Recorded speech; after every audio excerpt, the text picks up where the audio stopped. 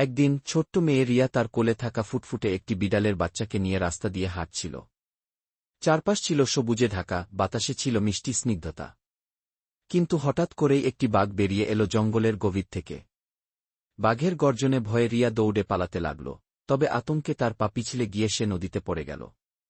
বিড়ালের বাচ্চাটিও তার হাত থেকে পড়ে গিয়ে একপাশে আটকে গেল। নদীর ঠান্ডা জলে পড়ে রিয়া অজ্ঞান হয়ে গেল। বিড়ালের বাচ্চাটিও ধীরে ধীরে নিস্তেজ হয়ে গেল, একা পড়ে রইল নদীর ধারে। ঠিক তখনই একটি ছোট্ট ইঁদুর সেখানে এল। সাধারণত ইঁদুর বিড়ালের থেকে দূরে থাকে, কিন্তু এই ইঁদুরটি ছিল ব্যতিক্রম। সে দেখতে পেল ছোট্ট বিড়ালের বাচ্চাটি কাঁপছে, নিস্তেজ হয়ে পড়ে আছে। দয়া করে ইঁদুরটি তাকে নিজের বাসায় নিয়ে গেল এবং যত্ন করতে লাগল। কিছুক্ষণ পর বিড়ালের বাচ্চাটি চোখ খুলল, ধীরে ধীরে সুস্থ হয়ে উঠল। দিন যেতে থাকল, ইঁদুর ও বিড়ালের মধ্যে এক অদ্ভুত বন্ধুত্ব গড়ে উঠল। তারা একসঙ্গে খেলা করত, খেতে বের হতো, একে অপরের যত্ন নিত। কিন্তু বিড়ালের মনে একটা প্রশ্নই ঘুরছিল, রিয়া কোথায়? একদিন তারা শুনতে পেল যে নদীর ধারে একটি কঙ্কাল পড়ে আছে। খবর শুনেই বিড়ালের বাচ্চাটি ছুটে গেল।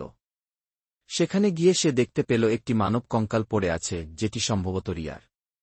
তার ছোট্ট মন ভেঙে গেল, সে কঙ্কালটিকে জড়িয়ে ধরে কান্নায় ভেঙে পড়ল।